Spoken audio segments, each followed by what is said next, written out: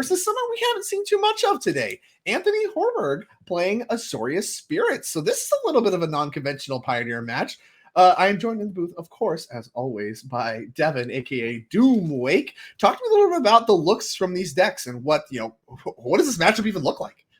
So it's definitely an interesting matchup. You have on one side of the equation, Izzet Ensoul, very wants to get on the board, play to the board early, a lot of aggression, has some decent removal spells in the form of Torch the Tower and Shrapnel Blast, because Shrapnel Blast as we know it likes to go upstairs, but it kills lords just as well. And then on the other side, you have this kind of Azorius Spirits deck, and Azorius Spirits has really kind of sort of transformed the way that it's built its like the core of its deck over the past, I would say maybe 5 or 6 months or so. And we actually see 4 copies of main deck Wedding Announcement in Horberg's deck, which is something that you wouldn't necessarily associate with a Spirits, a creature deck that's trying to just flood the board with a bunch of creatures. Maybe you associate Spirits with like Collected Company, but we're more of just like a mid-range deck that happens to have some flash creatures, and they happen to share a creature type, and that's kind of more what we're looking at here with Anthony.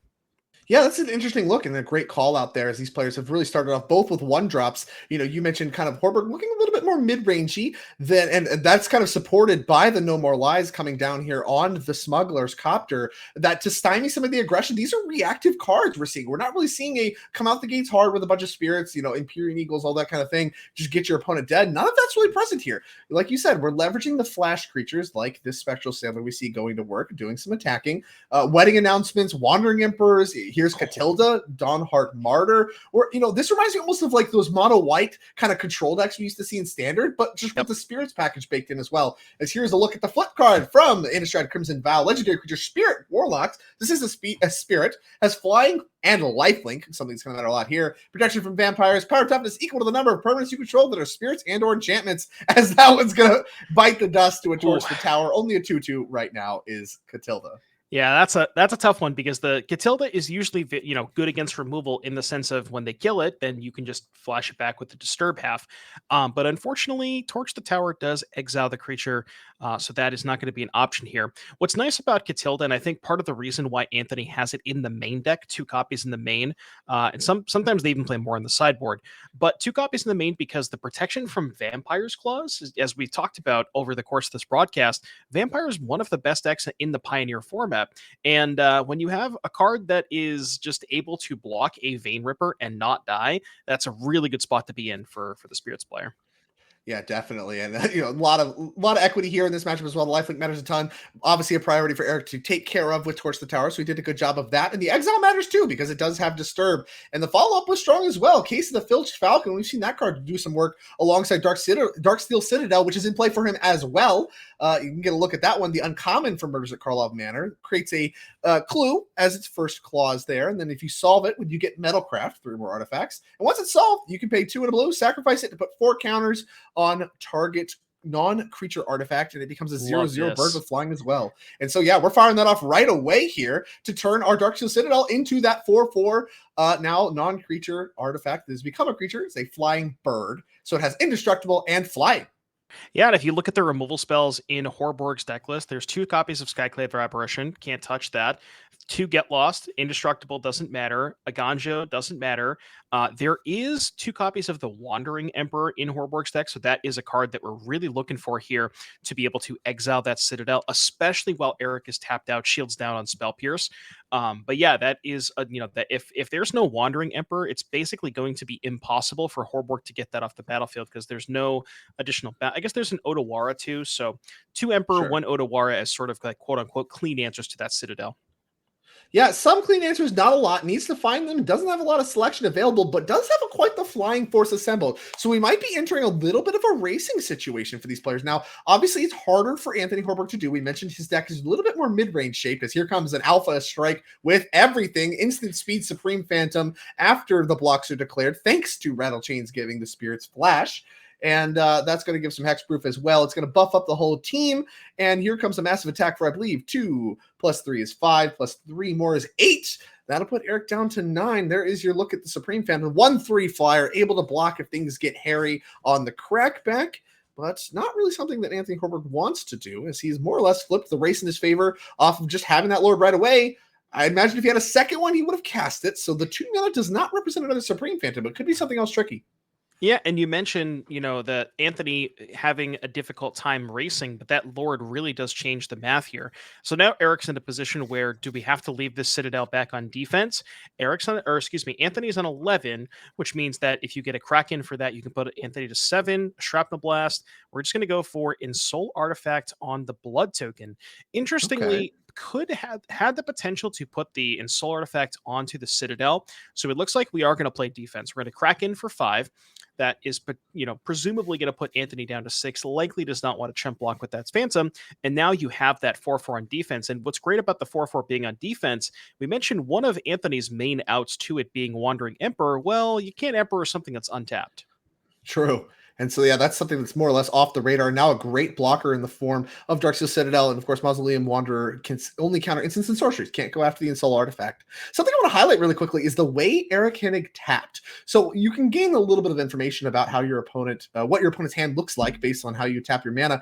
Choosing to kind of tap the painless red source signals to me that there is no Shrapnel Blast present for Eric Hennig, because obviously you prefer to cast that not paying life versus paying life. Chose to cast Ensoul Artifact, which does not require red mana with the Spirebluff Canal. Now, of course, we're cracking a clue, so that could change right now. You get to use that mana to crack a clue. Shrapnel Blast could be coming off the top and be used right now as no attacks for Horberg. All 4 mana left untapped, had no in-step play from last turn. Now, if all Horberg has worked is the activate Spectral Sailor, he's in a little bit of trouble.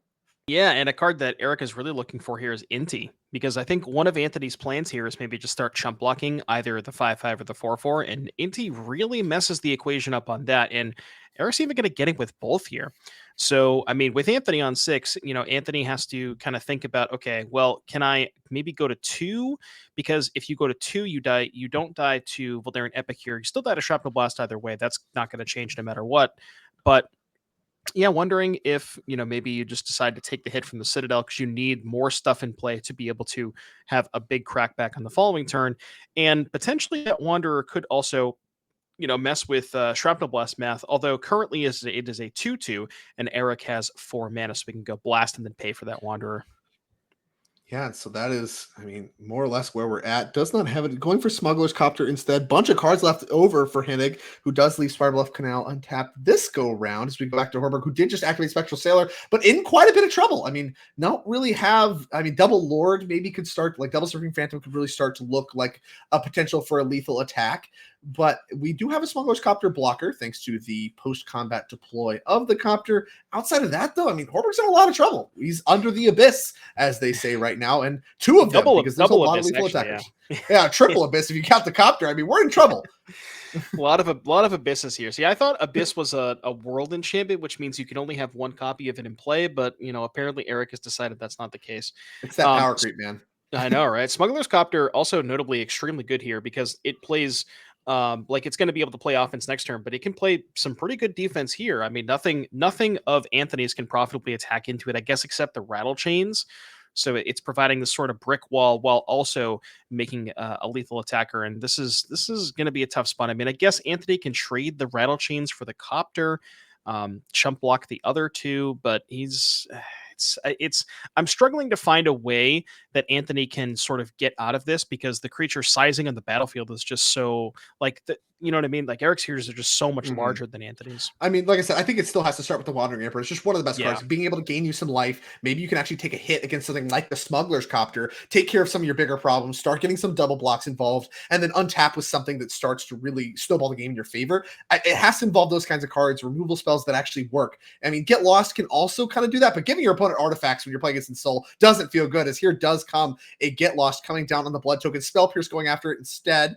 We're going to pay for that. Do we have a second Spell Pierce? Looks like the answer is yes. Now, Mausoleum Wanderer could potentially get involved if he wants, but does not feel good and will not feel good, as that is going to happen. We did find Inti off of the draw discard, but combat's already happened. Now, what can Horberg do? I think you have to block with everything, right? Yeah. Trade double chump block. So you get the Copter off the battlefield, but Eric still has a 5/5 and a 4/4. You're going to take 1 from the Epicure. That's going to put you down to 1. And I mean, looking at Anthony's deck list, I don't really think there's an out. There's no kind of sweepers, like no Supreme Verdict. And honestly, even if there was a Verdict off the top, even if that card existed, you still have the Indestructible Citadel. Yeah, there's an indestructible. You need like Sunfall, and you're just Yeah. not going to put that in your Spirits deck, even if it is a little bit mid-rangey. And so, yeah, it does not find the mystical Sunfall that's not in his deck. So Horberg going to pick him up, and a convincing victory in game number 1 for Eric Hennig. The Izzet in Soul deck looking quite impressive through the day. In Spirits, we haven't got to see too much, but gonna need to make some adjustments. Let's see what Horberg is working with as we go into game number 2. So here's a look at the Spirits deck. And as you mentioned, kind of a mid-rangey look, as you can see in the main deck. That actually continues into the sideboard. So with our sideboard, we have 4 copies of Portable Hull, 2 copies of Disdainful Stroke, 2 copies of 3 Steps Ahead, 1 Takacia's Welcome, 1 Unlicensed Hearse, 1 Knockout Blow, 1 Skyclave Apparition, 1 Containment Priest, 1 Rest in Peace, and 1 Lauren of the Third Path. So a 4 of, couple 2 ofs, and a bunch of 1 ofs. What kind of adjustments are we making for the Izzet in Soul deck? Yeah, I think Anthony's a decent amount behind in game 1 situation, which is why you see 4 copies of Portable Hull in the sideboard. So I think the texture of this matchup is going to change quite drastically as we move into these post-board games.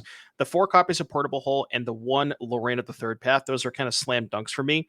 The Skyclave Apparition is interesting because it kills in Soul Artifact, but it does not kill non-lands, which means it can't kill Citadel, and it also can't kill tokens, which is, in Soul on a token is one of the better ways. But I guess you could just kill the in Soul in that case. So, Skyclave maybe, Portable Hull, Loran definitely, and then past that, I think that's probably it. Yeah, makes a lot of sense to me. Just getting some of those cheap removal spells involved that can help swing the game in your favor, and maybe even, moving off of some of the Spirit stuff and more towards just an actual blue-white mid-range deck might be part of the texture here as well. And well, let's take a look real quick at Eric Hennig's list, a list we've seen before, and he's winning a lot. If he wins one more game in this match, he's very, very favored to find his way into the top 8. So with that, let's take a look at his sideboard. It has 3 copies of Fiery Impulse, 3 Rending Volley, 2 Mystical Dispute, 2 Magebane Lizard, 2 the Akroan War, 2 Rampaging Ferocidon, and of course the companion, Jegantha the Wellspring. How are we adjusting for this Spirits mid-range hybrid deck that we're looking at?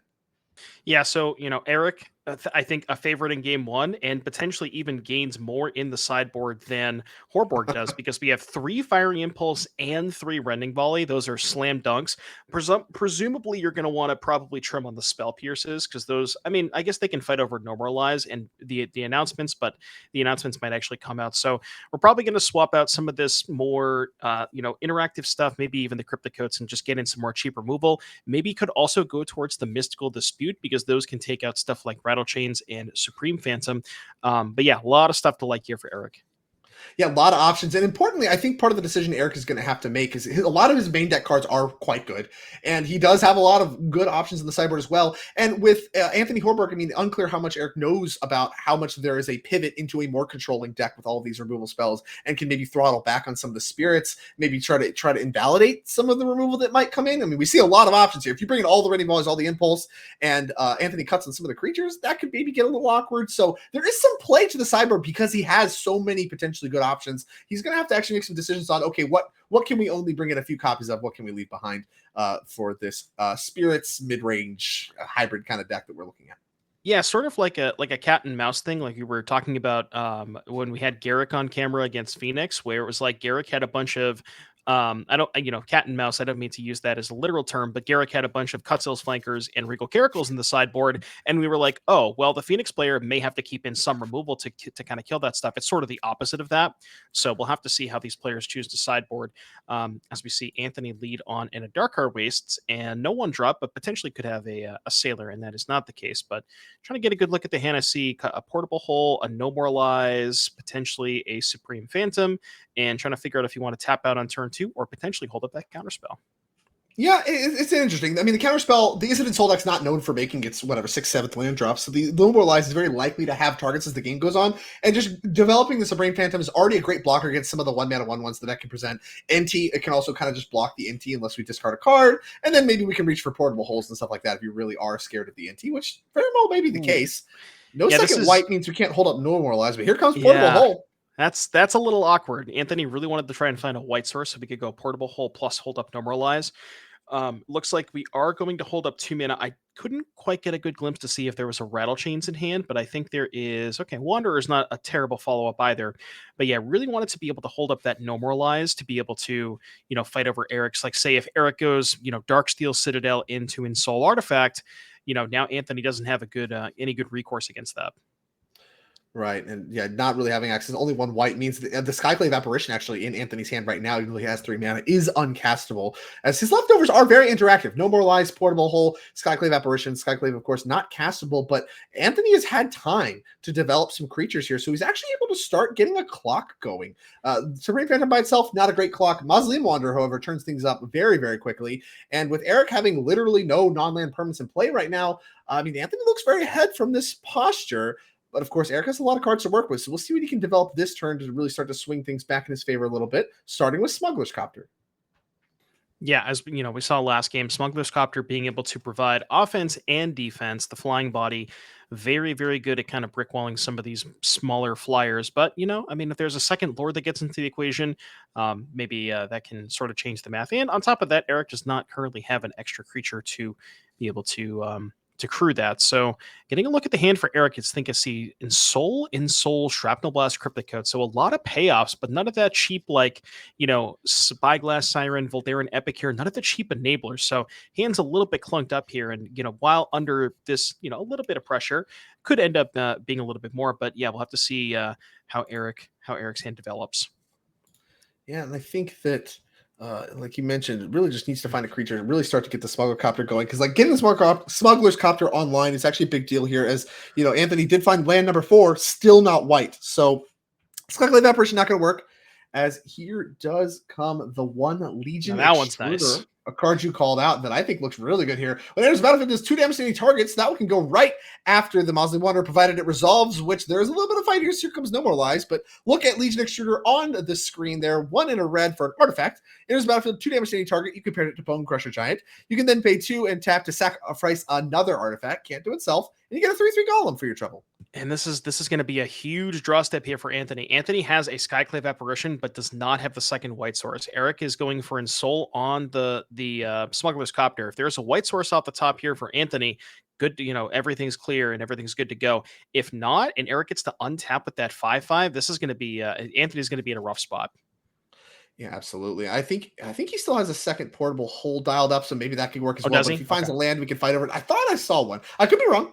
But I thought I saw one, and if that's the case, I mean, this play does get 5 damage across the line, let you loot. So Eric Hennig did get to develop his land a little bit, as he did find the second white anyway. It's the white pathway, Handshake pathway. So it gets to be Skyclave Apparition. Doesn't matter. That's going to trigger Mausoleum Wanderer, and it's going to go after the Smuggler's Copter. A great interaction here for Anthony Horbrook, and can potentially swing the game into his favor very commandingly.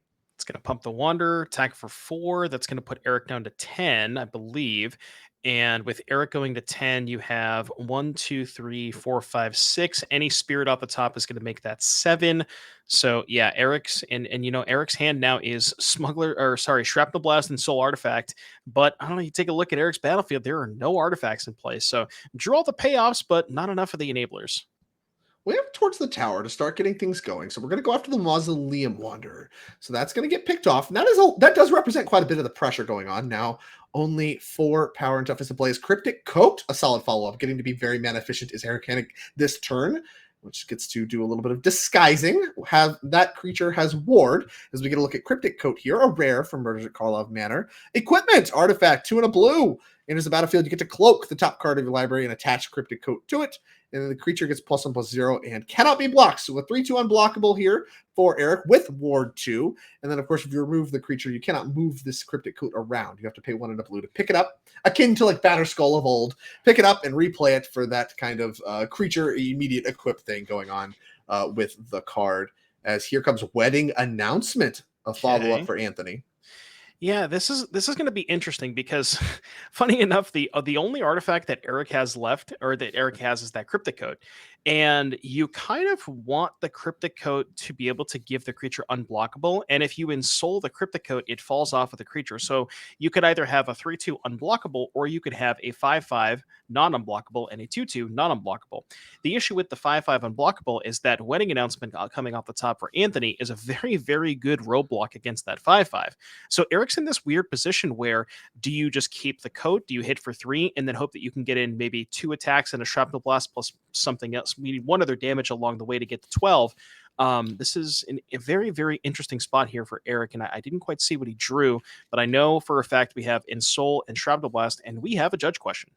Yeah, whatever it is, apparently is triggering a judge question here, which is fine. I mean, I think there's quite a bit going on here, and like you mentioned, the low artifact count here for Eric means that even things like Shrapnel Blast, need to be actual kills before you can go for them, which can be awkward because a lot of times, like we saw Eric do earlier, you actually want to fire those off when your opponent is like tapped out, low on resources, so that way you're not opening yourself up to any kind of counter magic. That might be something even available here, as we are within double Shrapnel Blast striking zone here.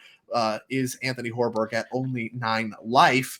Might be something you would reach for. Can't really do it because you just don't have the artifact count. So yeah, we are in an awkward spot for sure. I think there's a reasonable chance that Eric is asking the judge if my equipment is equipped to a creature and I make it a no longer, or I turn it into a creature, what happens?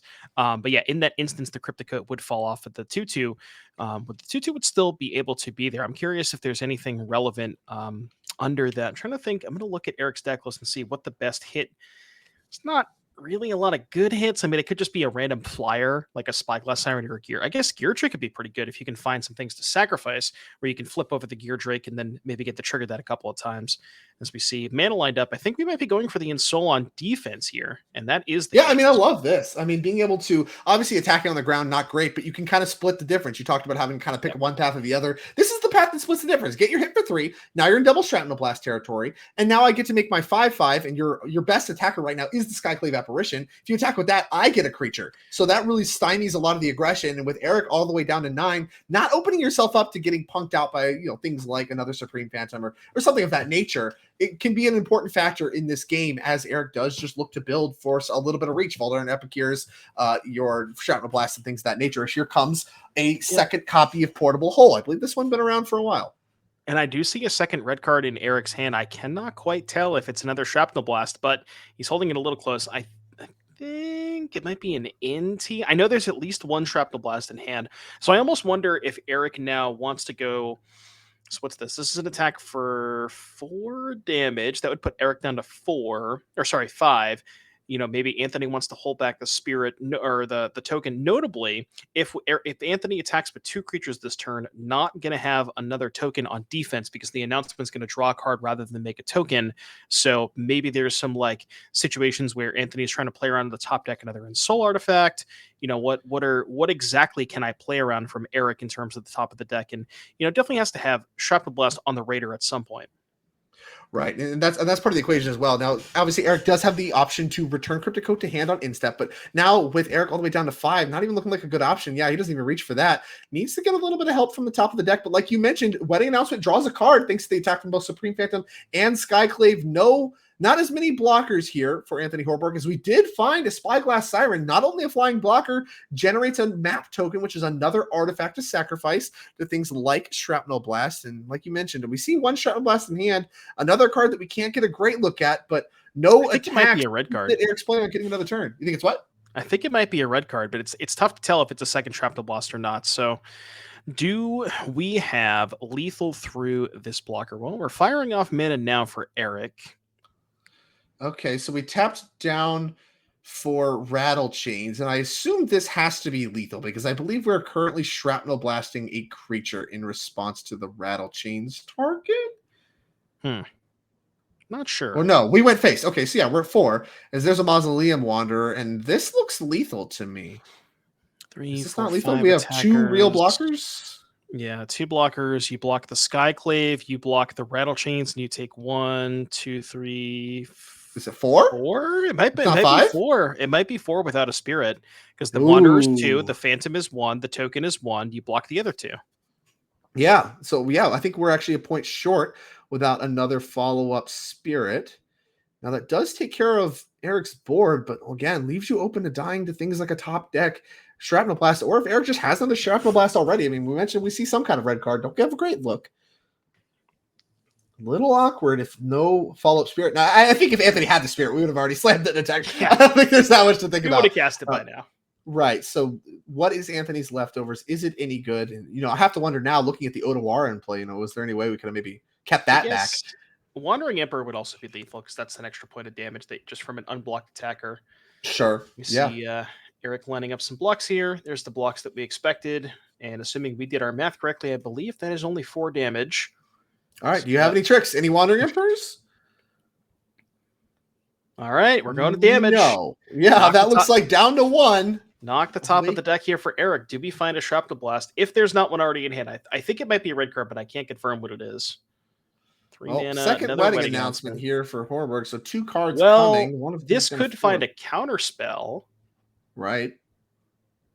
Although No More Lies, one of the premier counter spells that Horberg is working with, cannot currently play Shrapnel Blast around that. But if we have one or the other, if the card in hand's a land and we have Shrapnel Blast, or the other way around, we could pair it up to where we can play around it. Didn't get a great look. Looks like a land.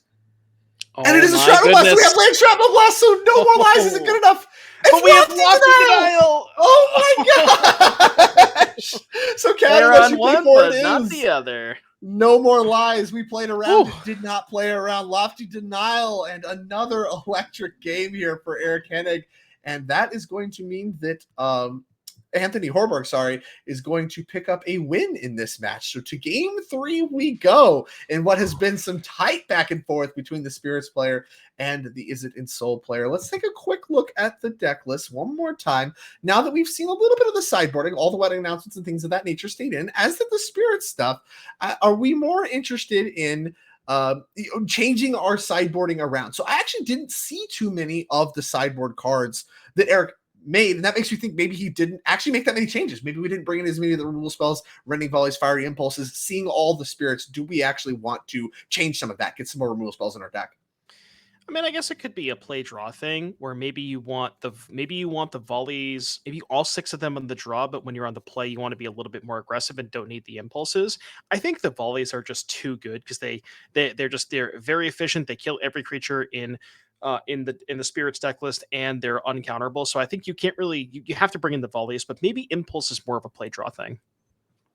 Yeah, it makes a lot of sense to me. I mean, definitely it feels that way, especially with how that game played out, where Horberg was on the play, was able to establish a clock and then start to back that up with all the permission. That pressure is really what got him over the finish line and pressured Hennig into having to use his Shrapnel Blast before he could really pay for all those counter spells. So that was something that mattered. And we can take one more look at the Spirits deck list before we move on. I didn't see Horberg actually reach for his sideboard once again. So whatever changes we made, which appeared to be keeping a lot of the Spirits in and boarding all the portable holes in, I believe we're staying the course. Whereas we did see Hennig from our little corner cam here pick up his deck, do some more sideboarding, make some changes. So that's part of why I was talking about that kind of angle. But for Anthony Horberg, the portable holes, the Skyclave Apparition, we saw those cards and they definitely looked good. Oh yeah, Portable Hole is a slam dunk in this matchup, especially because, in Soul Artifact, being able to hit tokens is kind of awkward against the Skyclave Apparition, because then you want to Skyclave the token, but you can't do that because Skyclave has no token. So you have to Skyclave the Ensoul in that case, but Portable Hole is more mana efficient and kind of gets around that and sidesteps that restriction. So we'll see Eric in the play, no 1-drop here. And no 1-drop. That's good. No 1-drop either. Yeah, no 1-drop from either player. A little bit more weird from the Ensoul deck than from the Spirits deck. We know it's kind of low on 1s. Here's a Smuggler's Copter on 2. And a Spectral Sailor. So we did have a 1-drop. Yeah, we lied. Spectral Sailor here and available to start going to work. See Wandering Emperor. We would never lie. Phantom. Attack for 2 from Spectral Sailor. So getting aggressive right away is Anthony Horberg on the draw. Back to Eric we go. Here comes, I assume, a third land. Smuggler's Copter potentially able to start getting into the red zone. And what's a racing situation. Interesting about this is normally Eric would want to say utilize Spell Pierce to back up the Ensoul Artifact, but because Anthony's removal spells, like in this exact situation, because Anthony's main removal spell is Portable Hole, I'm not sure that Eric would even want the Spell Pierces in the deck, because in this situation, Anthony could just go land 3, cast my Portable Hole, pay for the Spell Pierce, and it's very easy for that to be a thing. So not entirely sure if the Spell Pierces were left in. We do see the Ensoul Artifact hit off of Inti. Eric would love to cast that one, but unfortunately does not have the mana to do so. Think about maybe lining up a Torch the Tower here. Maybe you could consider, you don't want to sack the Smuggler's Copter. I guess you could just fire it off on the Sailor right now, but yeah, I mean, very unlikely to see any blocks. And of course, we are So that was actually the first draw discard. So we drew a discard God. from Smuggler's Copter, and then we discarded a card from Inti to go ahead and make our Smuggler's Copter into a 4/4 and give it a little bit of trample action as well. So now this is really starting to flip the race the other direction, something Inti is very well known for being good at, as we shock in a Steam Vents as part of our follow-up. Towards the tower, remember what that represents. Inti also very, very known for hitting 2-drops when you only have 1 mana available, apparently. Yeah, and of course Eric waited to play his land, did everything right, looking to get some kind of card advantage off of Inti. Inti, of course, not cooperating. 2 of the namesake 2-drops coming off the top of a turn where he's looking for either a land or a 1-mana spell. And over to Anthony we go. Not the worst for Eric, even if he didn't get full Inti value. Still has Anthony already down to 14 life, ahead in the life total race, and only Supreme Phantom left up to block. Does mean that things are starting to get awkward, and still a turn away from the Wandering Emperor is Anthony Horberg. So what can he make happen instead?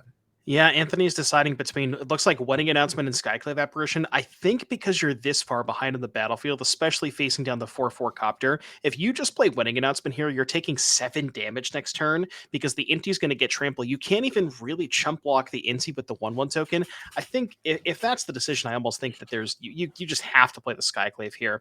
But I know that there's a Wedding Announcement. Maybe I was mistaken, and perhaps there was not a Skyclave. Looks like we're choosing to hold up Spell Queller. Yeah, we got a little Queller action. Okay, well, that can grab stuff, but doesn't...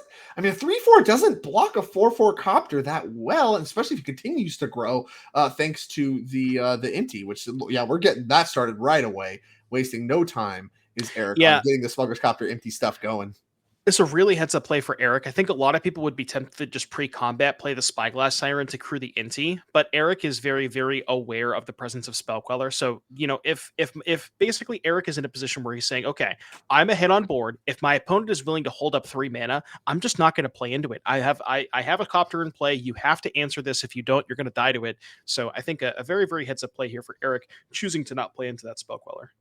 And this time, Inti's cooperating very well as both the discard from the Smuggler's Copter draw discard finds an island for him to play for turn, and then the discard of Cryptic Coat in order to grow the Smuggler's Copter to a 5/5 trample finds Voldaren Epic here. So some cards to play, getting the card advantage back, unlike last turn where we didn't really get any of that going.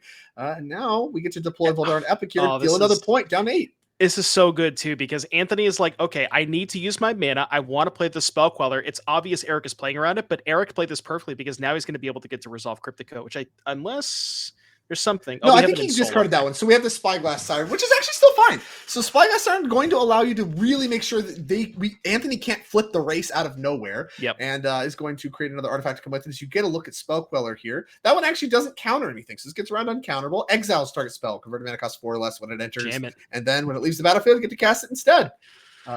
I'm in the jamming here too, especially while Anthony's tapped out. And this is another situation where if Anthony does have the Skyclave Apparition, you want to be able to kill. There's too many threats here at this point. You want to kill the Copter, but then if you kill the Copter, you're worried about a 6/6 trample because the Inti can pump up the Ensoul artifact. You can't take out the token, so you'd have to kill the Ensoul and leave Eric with the token, which also leaves him with the Copter. So yeah, this is a really tricky spot here for Anthony. Yeah, and it looks like he's got the Wandering Emperor pulled to the front. I mean, Wandering Emperor taking out Inti is an attractive play, but once again, that still leaves a host of problems. You have this Spyglass Siren that can crew the Smuggler's Copter and get it going for 5 damage, and then there's a 5/5 map that has this Ensoul artifact on it. I mean, there's so many huge creatures that you need to answer, even though Inti is more or less one of the problem creatures here, and it looks like it's about to get busy. His Siren is going to be crewing the Copter this time, and Inti entering the red zone. Maybe not. No, we're thinking about that. Gotta revisit that decision. Is here some attack triggers. Both Inti and Smuggler's Copter going to trigger. No effects, I believe, for Anthony in response. Well, if you're choosing to Wandering Emperor, I think it's probably best to do it now before Eric gets to see more cards, because you don't want to give Eric 2 or 3 more looks at a Spell Pierce if that was kept in. So I think this is a heads up play. Now the question for Anthony is, what do you kill? Right? There's 2 very, very large threats in play. I think you probably have to kill the Copter, but it's kind of close, because the issue here is if you're choosing to wait, whichever one you target, Eric's just going to give the other one trample. Right. Yeah, that's the problem with waiting is, Inti, you get the choice to discard and then you get to target. So like you Yep. actually get to make the decision afterwards. And yeah, that makes the blocking situation kind of hard, even if this is the correct time, like you mentioned, to play the Wandering Emperor just to play around some counter matchup. Because if you get it countered, it might just be game over right there. And Torch the Tower is a Ooh. huge draw too, because now with that one revealed, whatever we go for, we can potentially sack as part of the bargain. Oh, so we actually did let the Inti triggers resolve before the Emperor. So I think what happened there is Anthony maybe thought we were going to Wandering Emperor before we targeted, then realized, okay, well, we should wait until the Inti targets. But then because the torch got hit, that's even more punishment for Anthony, because now you can even say, so I think Anthony pointed that we were going after the map token, because that's Yeah. what Eric went after. But now you can just sack this, yeah, and just get the Phantom right out of there. Well, I think we actually could have gotten cuter. I think we sacrificed the map. I think you can actually sacrifice the Insole and then keep your tapped map token that is no longer a viable target as a tapped creature for the Wandering Emperor and keep No, it. no, no. It's small, never going to matter, right? You can bargain enchantments, right? Correct. I mean, it's an artifact enchantment token set. So if Wilds of Eldraine Right. has a Okay. bargain that Yep. doesn't hit enchantments, I'd be shocked. Gotcha. And wow, Legion, I'm sorry, Wow. the Legion Extruder is coming off the top here as the next discard. Get a quick look at Torch the Tower. You may sacrifice artifact, enchantment, or token as you cast the spell. So whatever, small thing. Yeah. And at the end of the day, still accomplishes the same thing, getting the Supreme Phantom out the way. A massive attack here with the Smuggler's Copter. And of course, the Inti damage as well. the And then we get Extruder to to pick off the finish. Wandering Emperor Oh, with the God. Extruder. Oh no. This has been What a- great sequencing for Eric. Yeah, that whole turn was just completely just nothing. Everything went about as bad as it possibly could have for Horborg, and we got this little spell queller left over, but we're facing down, still the Smuggler's Copter threat that's still looming, the Inti which can make stuff more of a threat, and it looks like maybe I just lied to chat the whole time, and that Anthony never actually had the Skyclave apparition. I thought I saw it in his hand, but I guess not. You are known to lie to your chat, so that is very That's true. unsurprising All to me. the As we're time. making more blockers. Mausoleum Wanderer, the wedding announcement, going to bring a human with it. So we are assembling a blocking force, but I mean, the Inti just turn over turn, really showing how powerful this Inti has been. I mean, cards coming off the top, able to sling all this stuff around, crew the copter, Smuggler's Copter alongside Inti has just been very, very powerful synergy that Eric has done a great job leveraging. And even from an empty hand, the draw discard gives you another card via Inti because it flips it right over. So there is, just a ton to work with here. As here comes the Smuggler's Copter, draw discard happening now, Torch the Shrapnel Tower, Blast and a Shrapnel Blast. My Sure. God, why not? And Darksteel Citadel, the reveal. So that's a nice free artifact for your Shrapnel Blast. We're doing it now.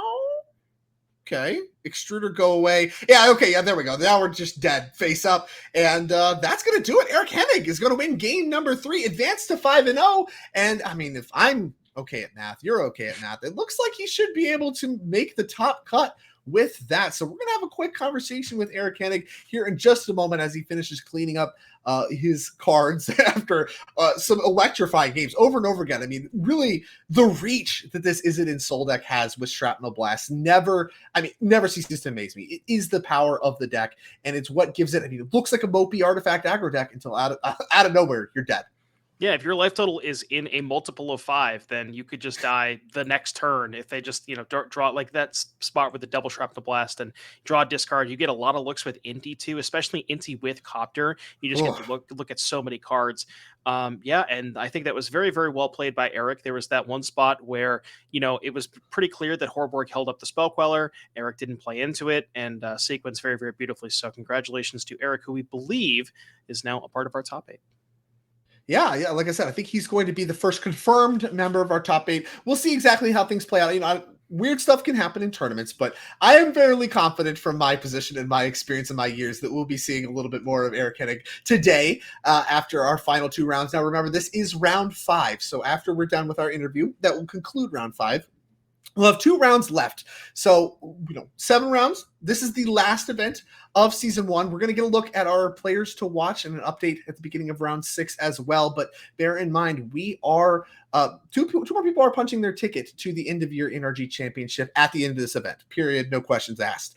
Now, who will it be? That's very much still up in the air, as there are about 4 or 5 people vying for 2 spots So there's a lot still on the line, and all of the players fighting, last we checked at the beginning of this round, are X1 still fighting, trying to make the top cut and trying to punch their ticket to the end of the year championship right here, right now in this event. So we'll be bringing more of that information to you as soon as possible. And as I mentioned before, this is the end of season 1. So our next event will begin season 2. Of course, it is in Chicagoland and a return to Modern. We'll have a look at that here in just a moment as Eric is sitting down to talk to us a little bit about Is It in Seoul? Eric, congratulations. Thank you. My parents never taught me not to run with scissors when I was a kid, so.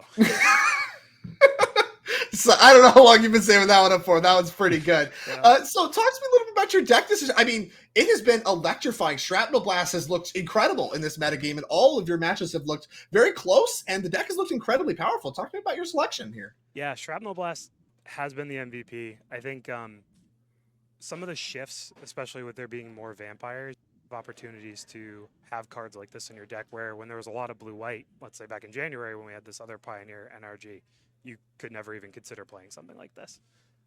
The case is also a really big addition too. Having extra ways to be able to make your Darksteel Citadel indestructible, and flying too is also huge. And just sneaking in as much damage as you can, and just trying to get underneath everybody.